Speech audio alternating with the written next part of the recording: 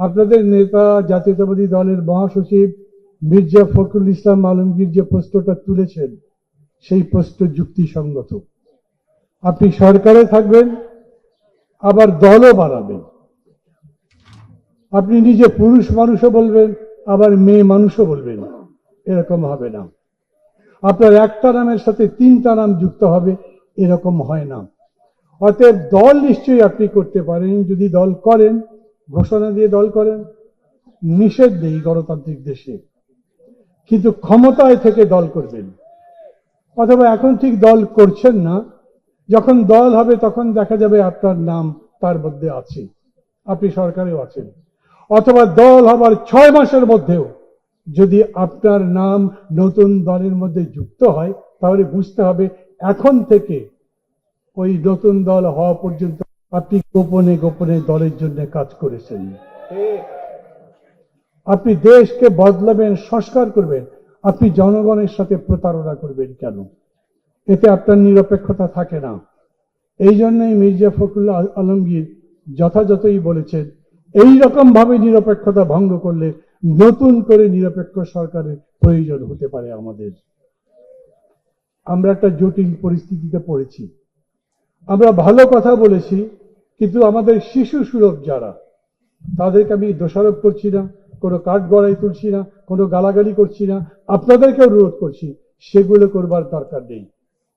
আগামী দিন যখন নির্বাচন হবে, ঠিক মতো নির্বাচন হলে, আমি বিএনপি করি না, কারো ভাববার দরকার নেই যে আমি বিএনপির পক্ষে কথা বলতে দাঁড়িয়েছি। আমি একটা নতুন করে বেশি বেশি নির্বাচন চাই সেই মানুষও নই, বিরাট একটা নির্বাচন আমি করবার কথা ভাবিও না। কিন্তু আমি জানি ওই রকম নির্বাচন হলে বিপুল ভোটে জিতে আমার মনে হয় বিএনপি জিতবে। তা যদি হয়, আপনি তার প্রতিদ্বন্দ্বিতা করতে চান, করতে পারেন।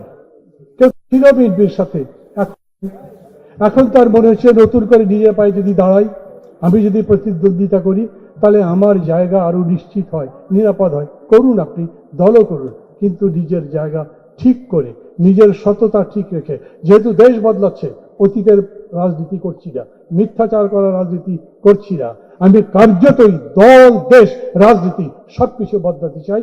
একটা সুখী দেশ গড়তে চাই, যেই দেশে বুক ভরে বাতাস নিতে পারবো, যে দেশে নিরাপদে ঘুমাতে পারবো, যে দেশে মেয়েরা নিরাপদে পথে চলাচল করতে পারবেন, রাস্তায় চললে প্রতিদিন 10-20টা দুর্ঘটনায় মৃত্যুর খবর শুনবো না, যেই দেশে যুবক শ্রেণী নিজেদের সুখের স্বপ্নের বদলে একেবারে মধ্যপ্রাচ্যে কিংবা ইতালিতে পাড়ি দেবার জন্য জাহাজে করে যেতে যেতে ভূমধ্য সাগরে ডুবে যাবে না, সেই রকম দেশ বানাতে চাই।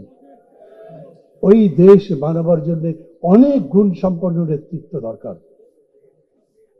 বিএনপি এখনই অত গুণ সম্পন্ন নেতৃত্ব তৈরি করেছে, এই কথা বলার মতো চামচামি আমি করি না, কিন্তু এইটা মনে করি বিএনপির মধ্যেই এখন সেই শক্তি আছে, বিএনপি সেটা তৈরি করতে পারে।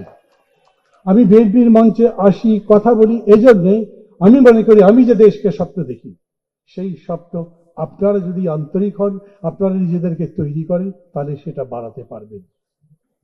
এবং আপনাদের যে নেতৃত্ব, সেই নেতৃত্বের প্রতি আমি সেই কারণে আস্থা রাখতে চাই।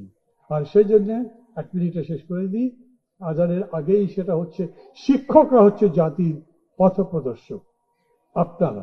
আপনারাই পারেন পুরা জাতিকে শিক্ষিত করতে, এই শিক্ষার্থীদেরকে আবার পথে আনতে এবং আগামী সেই অগ্রযাত্রায় বিজয়ের পথে সবাইকে ধাবিত করতে। ভালো থাকবেন, আমার জন্য দোয়া করবেন, ইনশাআল্লাহ বিজয় আমাদের হবে। খোদা হাফেজ।